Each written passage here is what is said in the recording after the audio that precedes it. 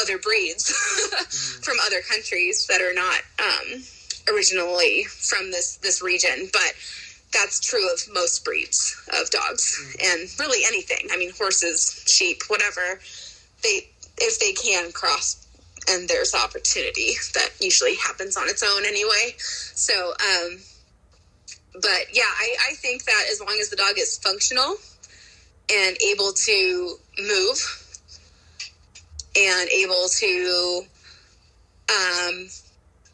really like be recognized, like anyone who knows what a Shar is should be able to ideally see one of my dogs and be like, oh, that's a beautiful Shar. Not like, is that a Caucasian Shepherd? Because they are different. And so when people ask me if it's a Caucasian, I say no, it's a Šarplaninac, and they say, oh, I've never heard of that before. That's good. I'm fine with that. It's when they're like, oh no, it doesn't look like that. Then I'm like, oh no, what have I done? Like, where did I screw up that you don't recognize that this is a Shar, not a Caucasian? Right. So it's just, I believe that the breed recognition is important because that's kind of the whole point of having a purebred dog, is that it appears to resemble what it should be. When we get too far away from that and too unique, that's a problem. But really the type of person attracted to this breed in particular is a whole lot of alpha personality, type A, I do what I want type of person, which again is why the whole breed club has not come to fruition at this point. They don't want to be told what to do, and at this point I'm not the person that's going to tell anybody else what to do with their dogs. But for me, I want them to protect livestock, not harm my livestock, and be successful if they're going to take on a predator. I don't want them to bite off more than they can chew and go get killed. I don't want them to, make trouble where there wouldn't have been if they would have just stayed in the fence. Those kinds of things are common issues with many breeds of livestock guardian dogs. And those are things that I want to personally just stay away from. I do believe that, these dogs, while there are consistent breed traits, the dogs are individuals. So you have to kind of meet them where they're at and not just be working off of a breed standard the whole time. So, that's important for any dog, really. Right. But especially for these ones. I tell people, they don't forget, and you need to meet them where they are. Sure. So as far as structure, at about 7 weeks and 2 days is where I'm looking at their structure, because that's as close as we're going to get for months as to how they're going to look as adults, just the kind of the way the growth plates even out. So when I'm doing my stack pictures and watching them move,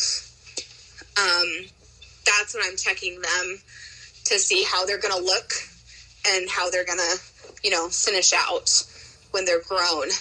What I'm looking for is a dog that moves freely, a dog that is more watchful than involved. So, which is kind of the opposite of how people pick pet dogs. They want the puppy that comes up to them and is investigating. And I prefer the puppy that is sitting back and just watching everyone. That's the ideal temperament that I want to see, even in such a young puppy. I don't want them super excitable or reactive to the other puppies in their litter, to their parents, to the older pack mates. My children are a good filter for this, especially. Nothing like a squealing human child running around to interest a puppy. They're like, whoa, what was that? So I'm looking for the more laid back, easygoing, self-confident, but not needy puppy. That's more what I'm looking for. And if they're moving smoothly, that's who I'll keep every time. The dogs that are super involved, and usually there's like one puppy in each litter who just wants to be around my kids for for whatever reason. They just prefer the kids to the goats or the sheep or the pigs or the cows, like, or the chickens. There's like, these kids are amazing. Those are the puppies that'll go to more of a family guardian situation. Just because, you know, I try to take my cues from the puppies, and if they're telling me I love people, it's kind of cruel at that point to send them to a home where they're going to live outdoors for the rest of their life, and not be really interacted with maybe as much as they were getting here with the kids that live here and myself and everything. So, but yeah, when I'm picking a puppy to keep back, I want the one that is showing me that they can actually do the job, hopefully by 12 months old, not by 2 or 3, like you'll see on the internet.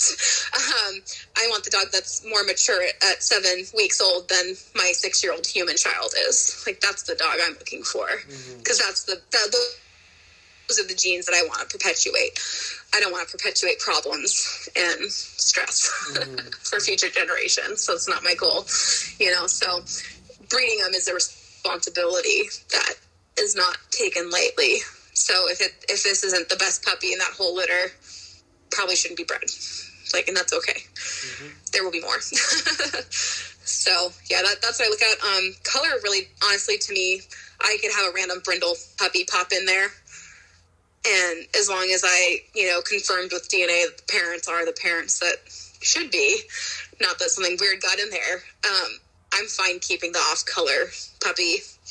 I don't really care about that. My first male that I kept back is a VUCA mask, which is like a wolf mask marking. And he was one of the first ones in the U.S. in a long time. One has since been imported, so I'm not the only one with it, and I really don't care. But, I mean, he looks unique, and people see pictures of him, and they're like, oh, there's Wade, because I named him after Deadpool. And,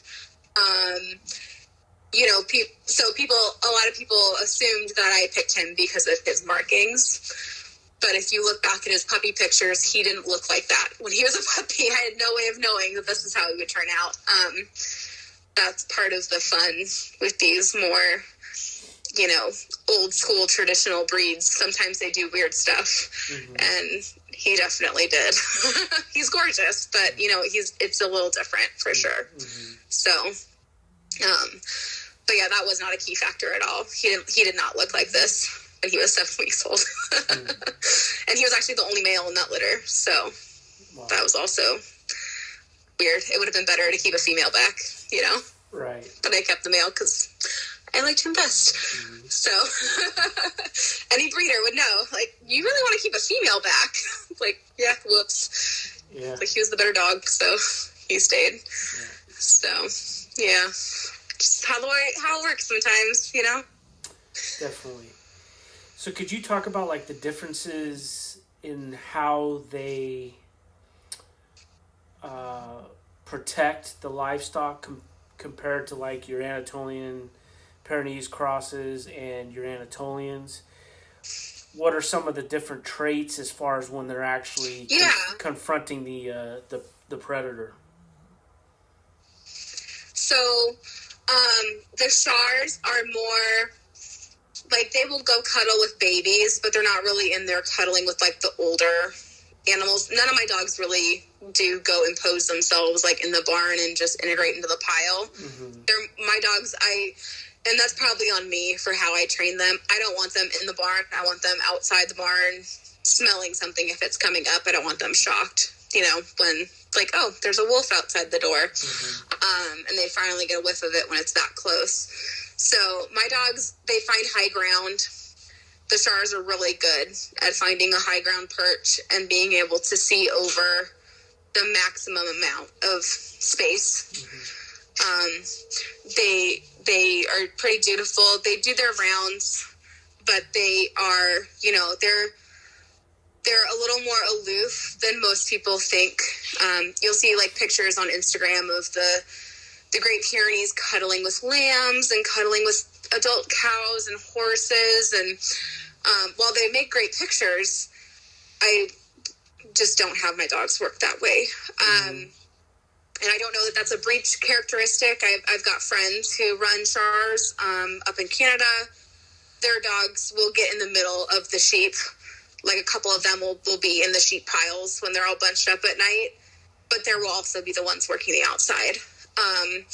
It's not that I don't believe that there are livestock guardian breeds that are all sticky or close breeds, and then there's like, your sentry breeds that are like out far, keeping everything away. I believe that, nature abhors a vacuum. So if you have all of one breed and there's a job that needs to be done, someone will pick up that job. Right. It's not like you have to have a Great Pyrenees to go cuddle with everyone and a Shar to go run point. If something's coming in, you can have 2 Shars or you can have 2 Pyrs, and they'll do the job to the best of their ability as long as you set them up.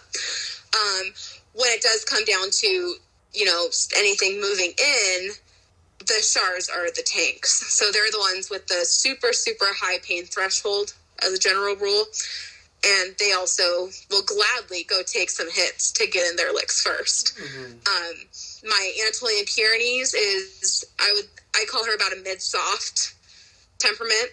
She'll hang back. She'll protect the babies. She'll go when she's serious and she's upset about, something hanging around. She's formidable. She's not a little fluffy puff, but she prefers to go ahead and be a fluffy puff with the animals most of the time. Whereas the Shars, if they get a whiff of that cougar, they're going to go and make sure it doesn't come in. And they're going to take care of it if it does. Because we have a Tom who has very little respect. The last 3 years, we've had issues with him. Before him, we had a queen here who raised babies every 3 years, and she was actually great. She never touched our livestock. She was respectful of the dogs, and she trained her babies to do the same. For the most part, I'm guessing that this Tom is one of hers from years prior, but he is gigantic and he doesn't care. He's the one who's like weighing out his odds of well, there only have 3 dogs in this pen. I might get a snack. I might do it. And he'll go and try. Whereas most predators are just like, nope, that's too much work. I'm going to go find a deer, So he's a little more tricky to work around. But no, the Shars, they'll do what needs to be done. If they had their preference, they'd be the one handling the actual issue at hand, I think. Whereas the Anatolians will do it too. If I've got a pen that I'm just running the Anatolians and the cross in, yeah, the Anatolians will 100% be the one on point before Infi goes in. So, but they work together. That's the whole point of having a pack, is that the dogs work together. And ideally, no one is going up alone against anything. They always have at least one dog to back them up and one dog to stay with the animals as an absolute last resort, But yeah, it's when you have large apex predators, you don't have a whole lot of guarantees of exactly how things are going to go down, because they're predictable to a point, but it's not like it's all written in stone either. So, No. I say that the predators, they're more predictable than humans. I'll take a bear over a drunk human with a gun any day. Right. They're way more predictable. I know what they're thinking. You can't tell with humans. But at the same time, they do weird things sometimes. So do the dogs. My dogs, some days I'm look at them what are you doing? And it's just animals will make their own choices sometimes that don't make sense to us, and that's okay. But yeah, the Shars, they're sharp temperament. They're hard. They will go deal with it, and they're easy to vet up if they go get scratched up or bit by something, because I think they feel it, but they really don't care about pain, which is great because it doesn't affect them as much, but also bad because if you don't find that injury, they're not going to tell you about it. They're pretty darn stoic. So you have, I do daily checks. I feel them all over their bodies. I feel for wetness. I feel for cold spots, hot spots, everything. I'm checking them because they're not going to come limping up to me and tell me that they just broke a toe, they're just going to act like it's normal, which is bad. If they have a toe that sets wrong, like long term, that's a problem. So, yeah, they do require a certain level of attention just to know. And if you don't know them very well and spend a lot of time with them, you won't know if they're off even the slightest amount, because they're tough and they're stoic, and they don't want to show any fear or weakness. That's for sure. And when it comes to the battle, how do they compare with the Anatolian? Are they as tough, or are they just fearless? No, they're pretty darn fearless. I've got some video, especially like a slow-mo video of my male and his son Wade and one of their daughters. So basically his son and his daughter, and they were basically, the boys were sparring, and you could see how that kind of works with their skin. And this is just a play fight, but then you have the daughter who's like bobbing in and out, taking pot shots at the sun. So it's interesting to watch them work. I think the Shars are definitely more intense than the average Anatolian, but I've seen Anatolians, Kangals, whatever, Turk dogs. I don't think there's, a hard rule that says that the Shars are better, tougher, stronger, any of that. What the Anatolians are going to have on the Shars is their size. So you're going to have, the average Shar is going to be smaller than your average Anatolian. And so that figures in when you're dealing with, like, a bear. Those can cause pretty good damage. The Shars do, on average, I would say they have more agility. They're better at dodging than most of the other breeds, because they are smaller and they are very fast. But really, when it comes down to it, it's going to be a group effort. If those dogs are bonded to each other in the livestock, they're going to work together to whatever outcome works for them. Yeah. They're not going to just designate the Shar to go be the heavy hitter. The Shar would love nothing more, probably, than to be the heavy hitter. But everybody's going to get in on that to make sure that the threat is dealt with. Right. I've got, my female Anatolian is very, very much wants to go get her shots in too. So, whereas some people have the more like laid back, maybe Turk dogs that are the more go cuddle with the lambs while everyone else fights off the cougar. I don't actually have that in my female, at least. She's very go get them and handle it. So again, that's where the personality of each individual dog definitely figures in. But they're also, they're a unit, they're a family group, so they're going to work together to protect what's theirs. They're not going to go out and fight over, the chance to go kill whatever it is. They definitely work together. They will fall out. I've seen, so when Celine got scratched up, when the other dogs came up to her, she bowed back after she'd been hit, and the other dogs actually drove the cougar off. As they came up, it started kind of turning, but she did back off. So they're very intelligent. They're not going to go, they don't have ego to them. They're not like us. So they're not doing it for points. They're doing it for efficacy. So they're not going to go get themselves killed if they can avoid it. They're not going to be like, the toughest SOB in the pack and then, drop dead because, septic. They do work together, which is why it's really important to run, I feel, multiple dogs together. And matching temperaments is the tough part of that. Right. Because you will have, with the Shars, if you have three that really want to be the boss, that's a problem. No matter how big the dog is, that's going to be a problem if you have three alphas running together, which I know the alpha theory has been debunked, but for ease of verbiage, if you have three that really want to call the shots and you only have one shot caller,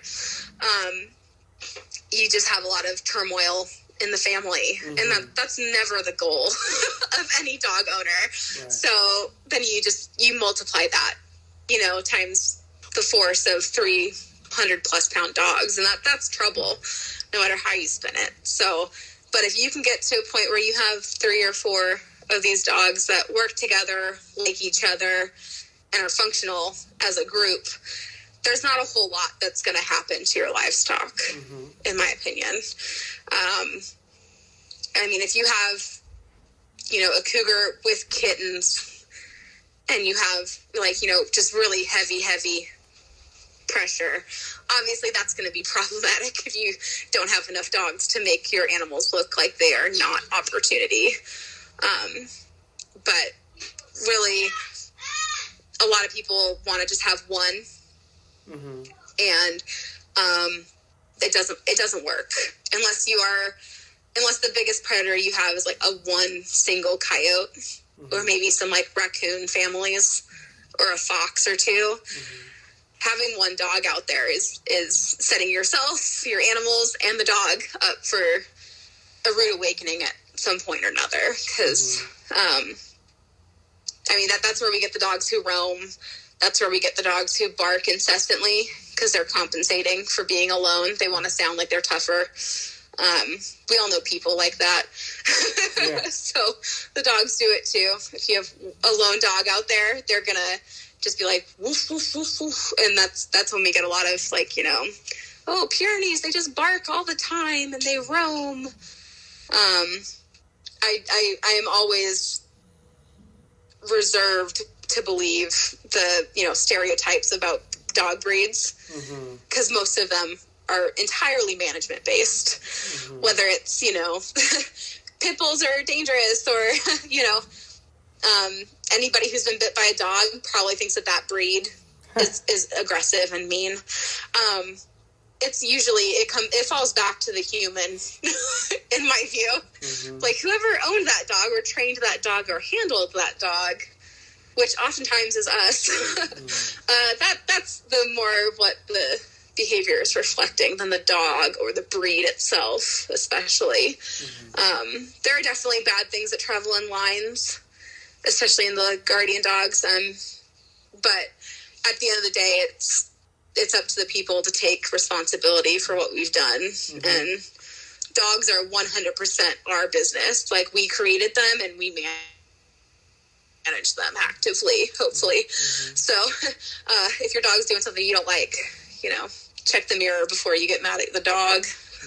No, I've put a couple into family homes, with the understanding that, they will use a trainer. They will understand that balanced training is required. This is a breed that requires consequences. You can't just never tell them no, mm-hmm. or never give them a punishment. They're not going to understand that, and they're not going to respect you. So while it is in theory kinder and gentler to only administer positive, happy sunshine, these dogs are not going to deal with that well. So I will talk to the person's veterinarian. I will talk to their trainer if they plan on using. The breed can definitely be kept in an urban setting. It's not really what I'm breeding for. Mm-hmm. So it would be the exception rather than the rule. Mm-hmm. Most of my puppies do go to working acreage mm-hmm. homes. With livestock or with a bunch of small children and some chickens. Still, it's on land. They have territory. When you get into, even a home with a yard, they're going to claim that yard. So if you want to have people over, or you want to have, a party for your kid's birthday, these are all things that, you need to understand when you're getting a Shar puppy. That dog's going to have to be put up, because it's not going to enjoy 20 strangers in its house and in its yard, or you might get a different breed of dog. Mm-hmm. A lot of people want the look of the Shar, but they don't want the temperament or the inclination of them to defend and guard. Mm-hmm. It sounds really cool on paper, to have a dog that, bonds to you and you're its flock or you're its pack and it's going to protect you. It sounds good, really good on paper, but in reality, there are consequences to those traits that just need to be I need to tell people like that is part of my job as a breeder, is explaining, I understand he looks really cute and fluffy, and he's going to be big and fluffy and intimidating. However, you need to plan ahead and have a plan, because the dog will definitely make some plans for you if you don't make them for yourself. So we always want to make sure that the human is being the boss. Right. The human is leading and the dog is following. But no, and there's many breeders who will sell one of these dogs to anybody with calf, and you just need to really know the breed you're getting before you get it. There's nothing wrong with getting one of these and living in a house. There's a little bit wrong with getting one of these and living in an apartment, especially if you're gone 10 hours a day. Yeah. The dog, the idea that dog's going to be happy and fulfilled is pretty low.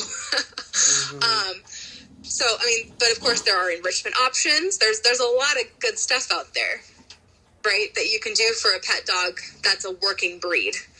There's a lot of ways to manage a working bred dog in a home situation. You just have to be prepared and willing to do it, right, as far as I'm concerned. And then, you can definitely be successful with one of these guys. It's just like, there are conditions kind of thing. Yeah. To have a happy life where you're happy and the dog's happy. That's the goal. So. Yeah, that's awesome. Yeah, right now, I don't know when I'm going to have another Charlotter, because I can't find anyone who's health testing at all in the U.S.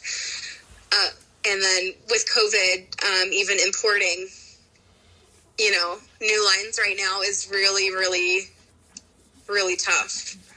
That happened to my friend with she was importing 2 Spanish Mastiffs, and they're bought and paid for, and they went to ship in March, and then they shut down the airports for cargo, live cargo.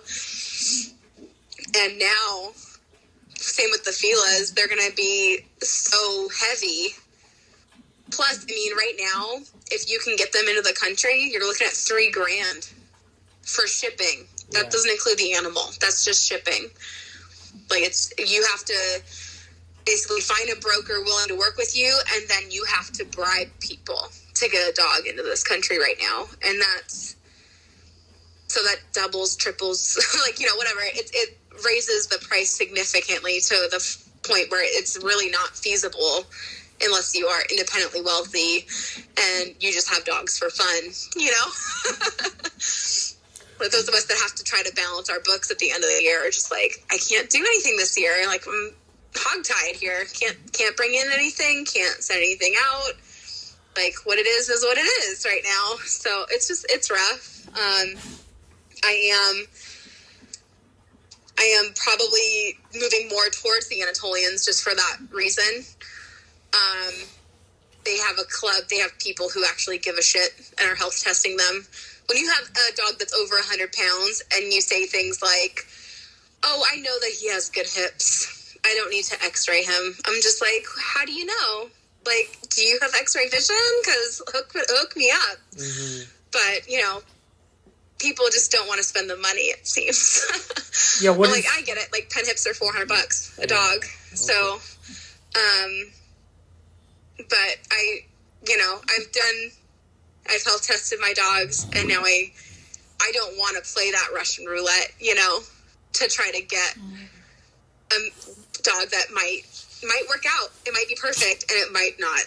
Like, I don't want to really take that risk at this point. I don't have the extra funds to just throw it, probably going to have bad hips. Right. It's like, no, thank you. I'm good.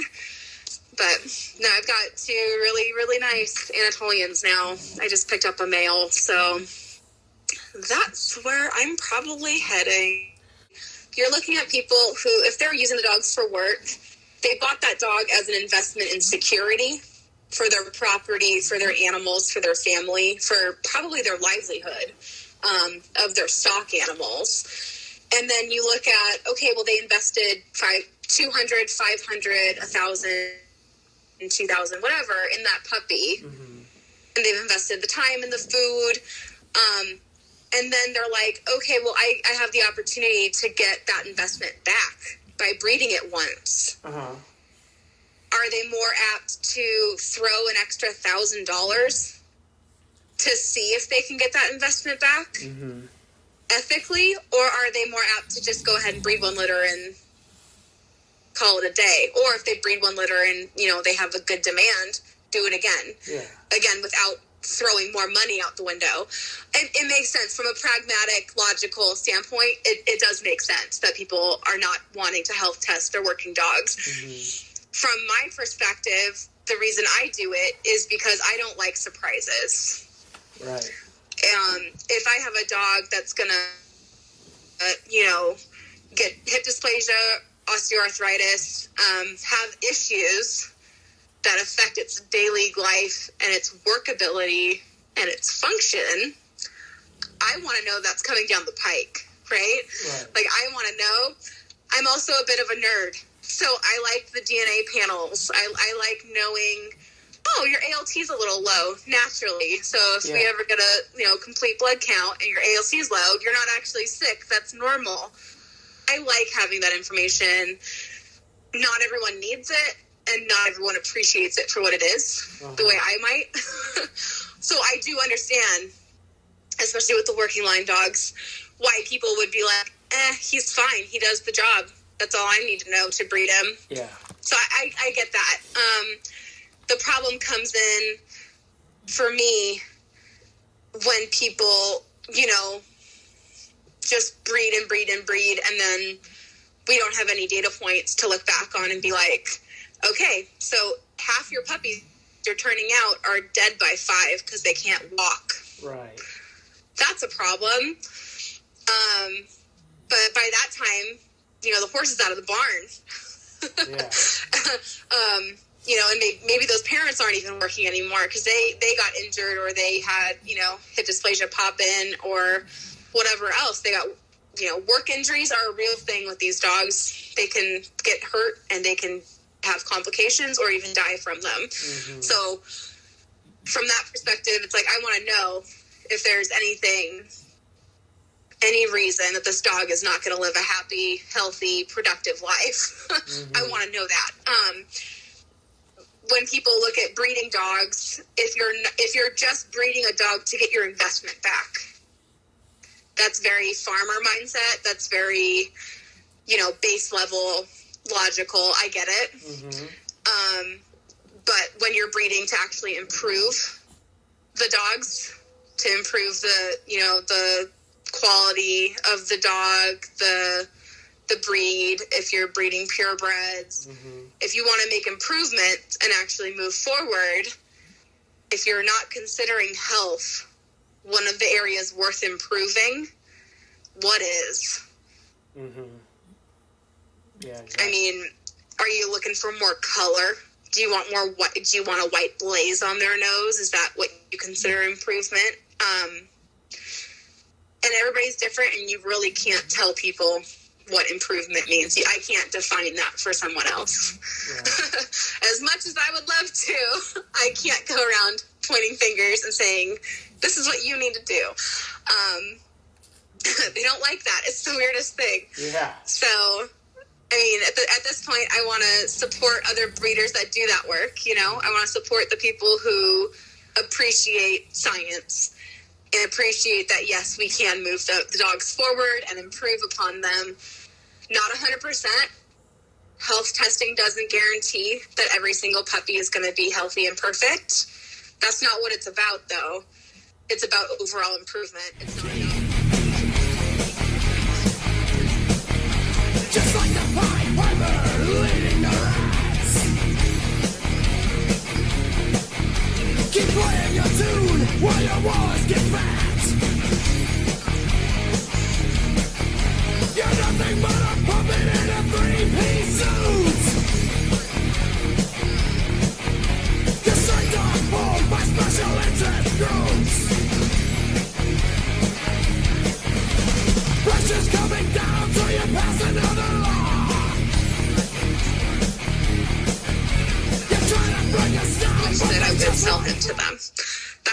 me proud. Right. What makes me proud is watching him work and being like, yes, he's doing that thing that I, you know, or he moves in this way, he thinks in this way. Like, that's what I'm going for. And his hips are tighter than his dad's because I do pen hip. So I know. Right. It's like, I know that he improved on those hips because I have the data to prove it. That's important to me. And the more people that becomes important to, I think the better lives our dogs will have and the better lives we will have with our dogs. Because that data can really have a large effect on how they live and how we live with them. I want longer lived dogs. Right. I don't want them to die at 8 years old. Right. I want them to live as long as possible. And I want that in my lines, you know? And so, yeah, I think if we breed towards longevity, if we breed towards hip and joint health, if we breed towards, you know, a lot of the DNA testing now that we have, it's important that people understand that you can still breed a carrier to a clear if it's not affected or at risk. Right. If it's not a dominant trait, you can still breed that. You don't have to cull that entire genetic sample from the gene pool. Like, you can still breed it. And I think as more people are getting on board and understanding the science behind it, it's actually making people more confident in what they're doing. But getting someone to take that leap initially from, you know, I have this dog, I love this dog, this is my soul dog, my heart dog, and then convincing them to go x-ray the hips and maybe learn something they don't want to know. Like, maybe that left hip pops a little funky because it's actually got dysplasia. You know, that's gonna, getting them to consent to that sort of information and then pay their vet for the privilege of knowing that their dog isn't perfect, that's a tough sell. Right? Yeah. So it's getting people convinced that it's better to know than not. Right. That's where we're at, I think, right now. And if we can get more breeders, and even pet owners, I give incentives to my puppy buyers to go and health test even if they don't intend to breed. Because I want to know what I'm producing. Right. And I'm that curious that I will pay them money to know how those pips look, you know? So I think the more of us that get on board with the health testing, the more normalized it becomes and more of a standard operating procedure, the better our dogs will be. And that's the point, right? Hopefully. Yeah, definitely. So yeah, that's why, that's why I'm a good dog. That's why I'm trying to align myself with people who care. Yeah. People who care about the same things that I care about. That's who I want to hang with. But I don't want to be hanging with the people who are woefully ignorant about their dog's health status. Like, that's not something that interests me anymore. So I think the dogs, they give us so much, and we owe it to them to give them the best we can. And I think health testing is a very large part of assuring them the best possible life, even if it means there is something wrong with them. Right. Then and you can, adjust their daily life to, avoid pain and avoid symptoms and avoid, taking a turn for the worse. Right. So I think if we can honor our dogs in that way, that's a big deal, and that's only good. There's no bad outcome of health testing in my mind. Right. So definitely. Yep.